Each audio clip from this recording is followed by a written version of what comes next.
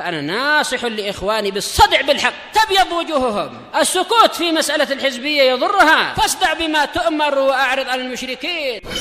سلامي على دماج ورجالها والشيخ يحيى ودار العلم يا سعد بانيها.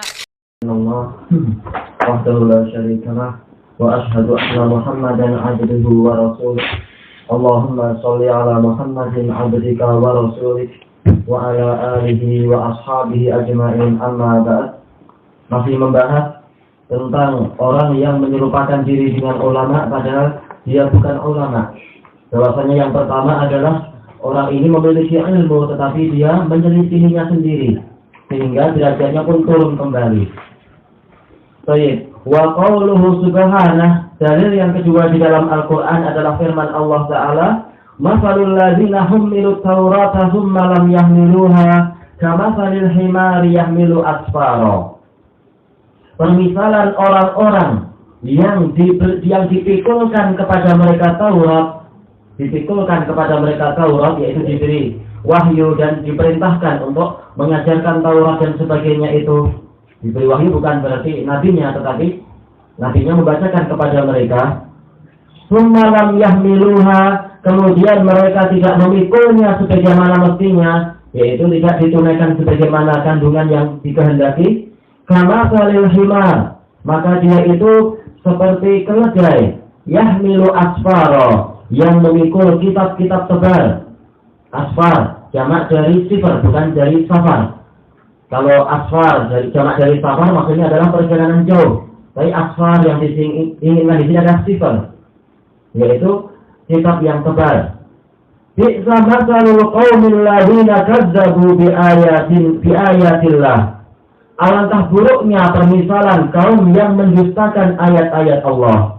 Wallahu la yahdil qaumadz zalimin. Dan Allah tidak memberikan petunjuk kepada kaum yang zalim itu. Ini menunjukkan bahwasanya kitab suci itu diturunkan adalah untuk diamalkan, bukan sekedar untuk berhias, bukan sekedar untuk bergaya dan sebagainya, tetapi untuk dilaksanakan kandungannya agar kehidupan manusia itu lurus di atas bumi ini sampai dia berjumpa dengan Allah dan menikmati hasil amalannya selama ini. Itulah yang diinginkan.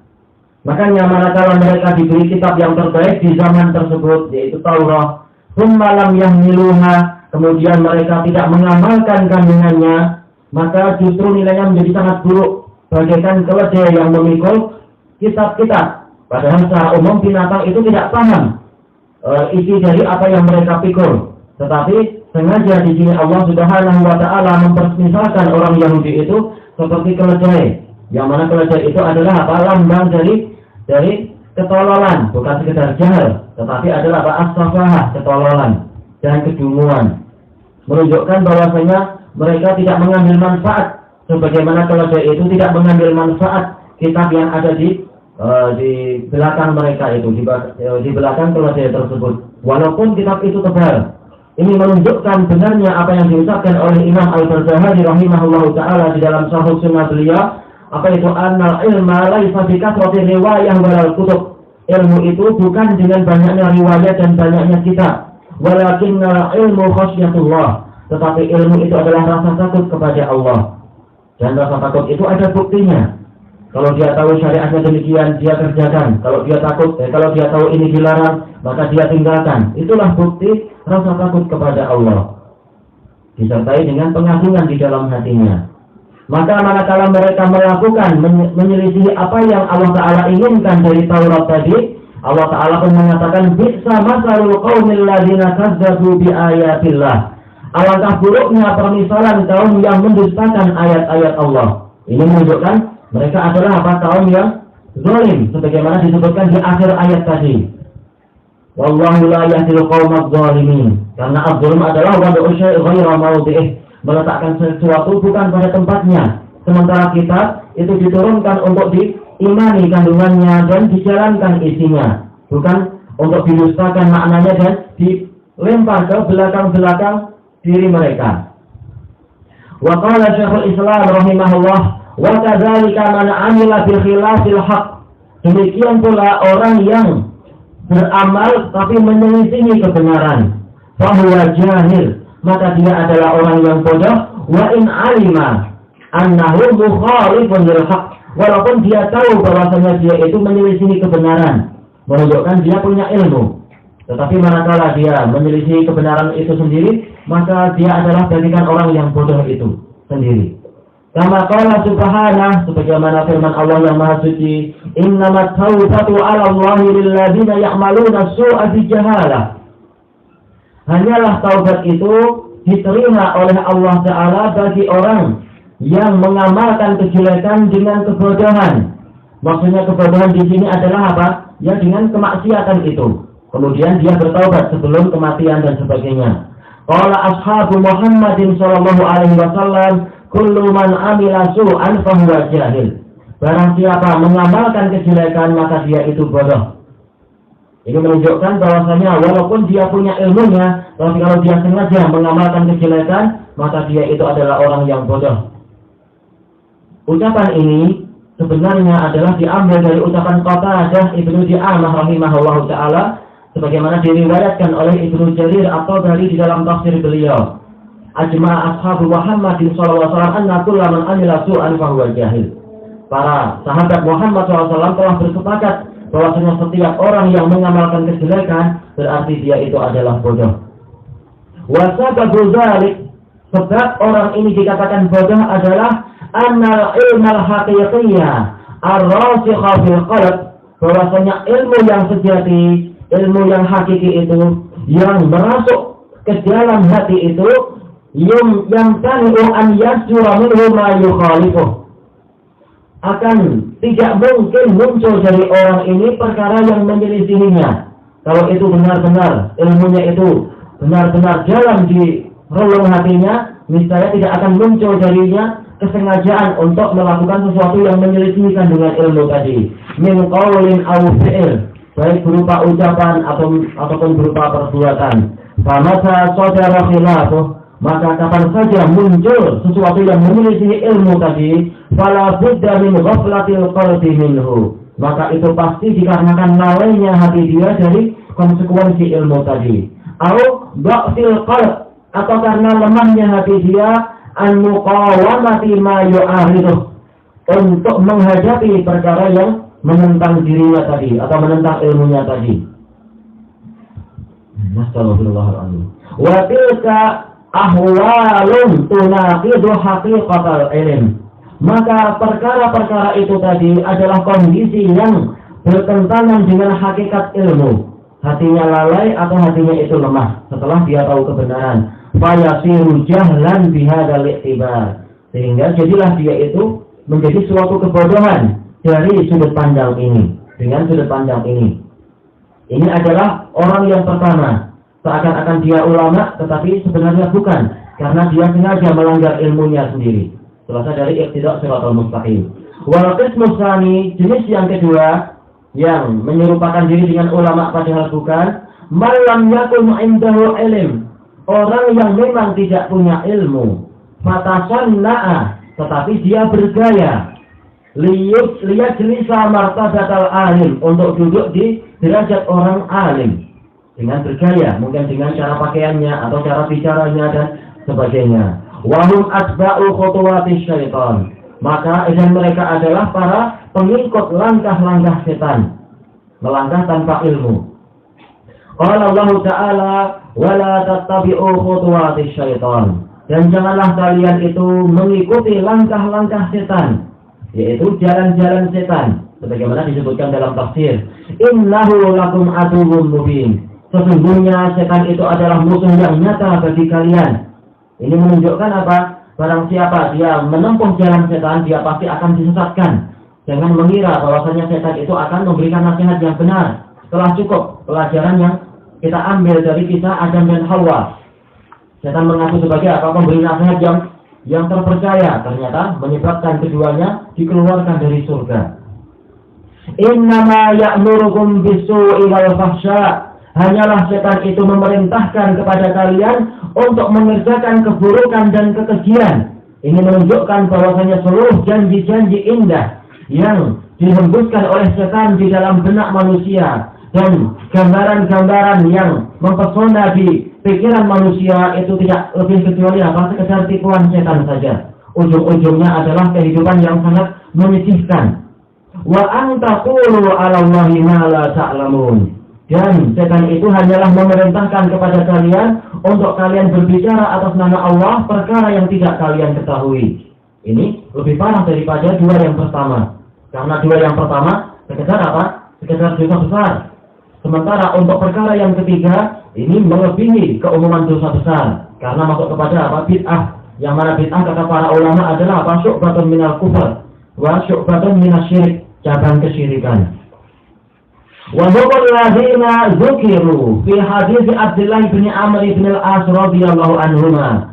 Dan mereka itulah yang disebutkan di dalam hadis Abdullah bin Amr bin al-As radhiyallahu anhuma annahu qala sami'tu Rasulullah sallallahu alaihi wasallam. Ini qalnya harusnya dihapus. Yang kedua dihapus ya. Aku mendengar Rasulullah sallallahu alaihi wasallam bersabda, "Innallaha la yaqbidul ilma intiza'an." Sesungguhnya Allah itu tidaklah mencabut ilmu dengan sekali cabutan atau dengan benar-benar mencabutnya, bukan. Dalam lafaz yang lain, min qulubil ibad. Kalau di sini yang tazi'uhu minal ibad, bahwasanya dia mencabutnya dari para hamba, bukan demikian. Walakin yaqbidul ilma biqabdil ulama. Tetapi Allah itu mencabut ilmu dengan mewafatkan para ulama. Qabd yaitu ruhnya dicabut. Sehingga apa? Sehingga ilmu pun hilang bersama dengan dipendamnya para ulama dan dikebumikannya para ulama di bawah tanah. Walaupun kitab-kitab itu ada, tapi berapa banyak ilmu di dalam kitab yang orang itu tidak menyangka ada di dalam kitab tersebut. Baik. Kemudian hatta idza lam yubqi aliman, sampai apabila Allah itu tidak menyisakan satu orang alim pun. Maksudnya adalah di suatu negeri. Kalau di seluruh dunia tidak mungkin. Pasti ada orang yang menegakkan kebenaran dan membawa warisan Rasulullah SAW sampai hari kiamat, sebagaimana dijelaskan oleh Imam Ibnu Daqiq Al-Aid rahimahullah taala di dalam Muqaddimah Al-Ilman, yaitu apa? Innallaha la yakhlu fi hadzal ardi man yaqumu bi hujjatillah. Bahwasanya tidak akan bumi itu kosong dari orang yang menegakkan hujah-hujah Allah. Baik. Jadi yang diinginkan di sini tidak menyisakan orang alim adalah di suatu negeri, di suatu wilayah dan sebagainya. Ittakhadhan nasu ru'usan juhala. Apabila sudah tidak ada orang alim, sementara manusia perlu mufti, manusia perlu hakim, manusia perlu pemberi nasihat. Akhirnya para manusia tadi mengambil para pemimpin yang bodoh. Fasu'ilu, kemudian pemimpin tadi ditanya, fa'aftau bil ghairi ilm. Kemudian mereka berfatwa tanpa ilmu, fadallu wa adallu. Maka mereka pun sesat dan menyesatkan. Sesat ini celaka. Bagaimana kalau dia menyesatkan sekian banyak orang? Ini alangkah banyaknya orang yang masuk neraka gara-gara dia. Maka ini adalah musibah yang besar. Sebagaimana dijelaskan oleh Imam Ibnu Abdul Bar rahimahullahu taala di dalam kitab beliau Jami' Bayanul Ilmi wa Fadlih. Kenapa? Karena beliau mengatakan zillatul alim zillatul alam. Bahwasanya ketergelinciran orang alim itu menyebabkan ketergelinciran alam semesta. Atau minimal adalah apa? Tergantung berapa banyak orang yang mengikuti dia. Itu orang alim. Bagaimana kalau yang tergelincir adalah orang bodoh yang dianggap alim? Tentunya ini lebih parah nanti efeknya. Orang alim kalau tergelincir, dia akan mudah memperbaiki diri dengan seizin Allah Ta'ala. Baik, hadis tadi muttafaqun alaih. Wa qala Syekhul Islam rahimahullah, wa qad bayyana hala man tashabbaha bil anbiya wa bi ahli ilmi wal iman. Dan Allah telah menjelaskan kondisi orang yang menyerupakan diri dengan para nabi. Tertulis di sini anbiya, yang betul anbiya. Menyerupakan diri dengan para nabi dan dengan para ulama dan para mukminin min ahlil kadhibi wal fujur, dari kalangan para pendusta dan para penjahat. Ahlul fujur, para pembuat kedurhakaan. Al-malbusi alaihim Allah bisain, yang mereka itu dilapisi dengan dua baju, ditutup dengan dua baju sehingga tidak nampak keaslian sebagai serigala istilahnya. Wa akhbara, dan Allah mengabarkan annalahum tanazzulan wa wahya, bahwasanya mereka itu memang dituruni sesuatu dan mereka itu diberi wahyu. Walakin minas syayatin, tetapi dia itu adalah dari para setan. Yang turun bukan Jibril tetapi para setan. Yang diturunkan bukan wahyu tetapi sekedar bisikan-bisikan setan. Faqal, Allah Ta'ala berfirman, wa inna syayatina la yuhuna ila awliyaihim liyujadilukum.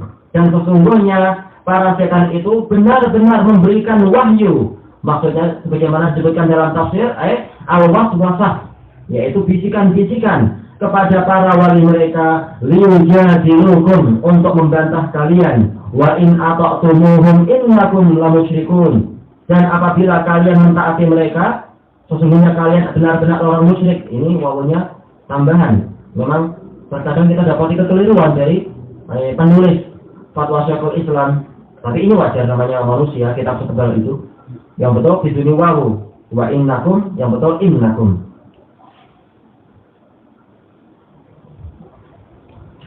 Maka apabila kalian mentaati mereka, maka sungguh kalian adalah orang musyrikun. Karena yang harus ditaati adalah apa? Allah Ta'ala, sang pembuat syariat, bukan orang yang menyamar sebagai nabi dan ulama tadi. Wa qala ta'ala, hal unabbi'ukum ala man tanazzalus syayatin. Maukah kalian aku kabari tentang orang yang dituruni oleh setan-setan? Kepada siapa setan itu turun? Tanazzalu ala kulli afsakin atim. Setan itu turun kepada setiap orang yang sangat pendusta, lagi sangat berdosa. Afak jamak dari afik, pendusta. Afak itu adalah sighah mubalaghah dari afik, pendusta yang sangat berat. Asim ini adalah sighah mubalaghah dari asim, yaitu apa? Orang yang sangat banyak dosa. Jadi semakin banyak dia berdusta dan semakin banyak dia berbuat dosa, maka akan semakin dekat setan itu kepada dirinya. Wa akhbara anna kulla man irtadda an dinillah, dan Allah telah mengabarkan bahwasanya setiap orang yang murtad dari agama Allah, fala budda an ya'tiyallahu badalah, maka pasti Allah akan mendatangkan penggantinya, biman yuqimu dinahul mubin. Allah akan mendatangkan orang yang akan menegakkan agamanya yang jelas itu. Tidak mungkin Allah membiarkan agama Islam ini ditinggal sama sekali. Kalau ada orang meninggalkan agama ini, Allah akan mendatangkan generasi yang baru, atau sebagai orang kafir dapat hidayah untuk mengemban agama Islam ini dengan yang lebih baik daripada orang yang terdahulu. Faqal, Allah Ta'ala berfirman, ya ayyuhalladzina amanu may yartadda minkum an dinihi. Wahai orang-orang yang beriman, barang siapa dari kalian murtad dari agamanya, fasawfa ya'tillahu biqaum, niscaya Allah akan mendatangkan suatu kaum. Andin ini maksudnya adalah agama Islam, karena asal manusia adalah fitrah Islam. Allah akan mendatangkan suatu kaum yang sifatnya bagaimana? Yuhibbuhum wa yuhibbuna. Allah cinta pada mereka dan mereka pun cinta kepada Allah. Azillatin 'alal mu'minin, mereka lembut kepada kaum mukminin. A'izzatin 'alal kafirin, tetapi mereka keras kepada orang-orang kafir. Yujahiduna fi sabilillah, mereka berjihad di jalan Allah. Wala yakhafuna lawmata la'im, dan mereka tidak takut celaan orang yang mencela, karena mereka ada di jalan Allah yang benar, tahu di atas jalur yang hak. Dzalika fadlullahi yu'tihi man yasha, yang demikian itu adalah karunia Allah yang dia berikan kepada orang yang dia kehendaki. Wallahu wasi'un alim, dan Allah itu maha luas lagi maha mengetahui. Ayat ini secara khusus nanti akan dibahas di bab-bab yang akan datang insyaallah. Intinya adalah apa? Kalau Syekhul Islam tadi, bahwasanya ada tipe orang yang menyerupakan diri dengan ulama dan para nabi, padahal mereka bukanlah para ulama dan para nabi. Baik. Kita ambil sedikit kalam sang penulis. Wa qaulul mu'allif rahimahullah, wa qad bayyana Allahu hadzal asl. Dan Allah telah menjelaskan prinsip ini di awal suratil Baqarah. Di awal surat Al-Baqarah, min qawlihi, dari firman-Nya, ya Bani Israel, udhkuru ni'mati allati an'amtu 'alaikum. Wahai Bani Israel, ingatlah kenikmatan yang aku berikan kepada kalian. Wa aufu bi ahdi, dan tunaikanlah perjanjian denganku. Ufi bi ahdikum, niscaya aku tunaikan perjanjianku kepada kalian. Kita lihat di sini, Allah Ta'ala tidak mengatakan apa, ya ma'syarul Yahud, tetapi ya Bani Israel. Apa hikmahnya? Hikmahnya adalah disebutkan oleh para mufassirin agar mereka itu meneladani ayah mereka, yaitu siapa? Israel, Abdullah, yaitu siapa? Nabi Yakub. Seakan-akan dikatakan kepada mereka bahwasanya ayah kalian adalah Safiyullah wa Abdullah, hamba Allah dan pilihan Allah yang namanya Yakub. Ini nama anak Israel. Maka hendaknya kalian ikuti jalan mereka. Sebagaimana di dalam surat Maryam, yaitu apa? Ketika mereka memanggil Maryam, bukan dengan ya Maryam langsung, tetapi apa? Disebutkan ya ukhta Harun, wahai saudari Harun. Maksudnya bagaimana? Kamu sudah tahu bahwasanya kamu adalah saudari Harun. Dia adalah orang yang sangat mulia, lagi sangat berbakti. Hendaknya engkau ikut jalan dia, jangan justru engkau berbuat zina, karena mereka mengira Maryam berzina. Cuma syahidnya di sini apa? Disebutkan oleh Syekh Nasir As-Sa'di dan para a'imah yang lain bahwasanya termasuk cara menasihati seseorang adalah apa? Disebutkan orang soleh yang dia kenal, yang menjadi kerabat dia. Kamu masih kerabat orang soleh ini, malu kalau kamu ikut jalan yang lain dan sebagainya. Inilah hikmah dikatakan ya Bani Israel. Kemudian apa? Uzkuru nikmatallahi alaikum. Ingatlah kenikmatanku. Uzkuru nikmati apa? Uzkuru nikmati allati an'amtu alaikum. Ingatlah kenikmatanku yang aku berikan kepada kalian. Disuruh untuk apa? Untuk mengingat banyaknya karunia yang Allah berikan kepada para hamba tersebut. Kenikmatan yang sifatnya jasmania dan kenikmatan yang sifatnya rohania. Kenikmatan yang tidak terputus dalam satu saatnya. Sekian banyak kenikmatan, bukan hanya satu jenis. Kenapa? Karena barang siapa mengingat kenikmatan, taulah dia akan banyaknya karunia Allah. Semakin tahu dia karunia Allah, maka semakin cinta dia kepada Allah dan malu kalau dia menjadikan kenikmatan tadi di dalam perkara yang tidak diridhoi oleh Allah Ta'ala. Inilah sedikit hikmah tentang faedah mengingat nikmat Allah. Sebagaimana kalam Syekhul Islam Ibnu Taimiyah di dalam kitab beliau At-Tuhfah Al-Iraqiyah an A'malil Qalbiyah, yaitu apa? Al-hubbu yatba'ul ilm. Bahwasanya rasa cinta itu mengikuti ilmu.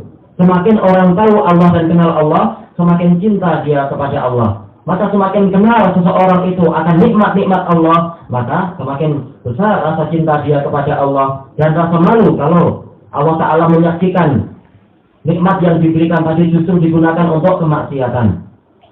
Wa aufu bi ahdi, dan tunaikanlah perjanjianku. Kenapa? Karena Allah Ta'ala telah mengambil perjanjian yang teguh kepada Bani Israel. Bahkan karena mereka itu banyak durhaka, maka Allah Ta'ala mengancam mereka dan memaksa mereka. Dengan apa? Allah Ta'ala mengangkat gunung yang besar di atas kepala mereka, untuk mereka itu benar-benar memegang Alkitab sebagaimana yang diperintahkan. Itu pun ternyata mereka mengatakan bahwa sami'na wa asoina. Kami dengar tapi kami durhaka. Itu adalah kondisi Bani Israel. Padahal seandainya mereka mau menunaikan apa yang menjadi perjanjian, niscaya al-jaza' min jinsil amal. Balasan itu sesuai dengan amanan. Bi ahdikum. Niscaya aku tunaikan janjiku kepada kalian. Yaitu apa? Kalian akan mengalahkan orang-orang perkasa yang sekarang menguasai Baitul Maqdis di waktu itu. Tapi karena mereka durhaka kepada Nabi Musa, bahkan mengejek Nabi Musa, akibatnya apa? Penunaian janji itu ditunda selama 40 tahun. Hukuman yang sangat berat. Baik. Ila qaulihi, sampai kepada firman-Nya, ya Bani Israil, kuru nikmati allati an'amtu alaikum. Diingatkan lagi, wahai Bani Israil, ingatlah kenikmatanku yang aku karuniakan kepada kalian. Wa anni faddaltukum 'alal 'alamin. Dan bahwasanya aku telah melebihkan kalian di atas alam semesta, yaitu di zamannya. Lebih utama dari apa? Bangsa Qibti yang di Mesir, lebih utama dari bangsa apa?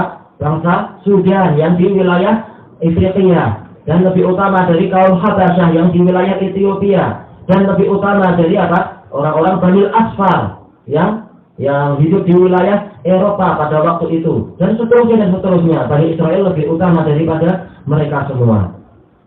Baik, adapun syarahnya insya Allah pada waktu yang akan datang. Wallahu ta'ala a'lam.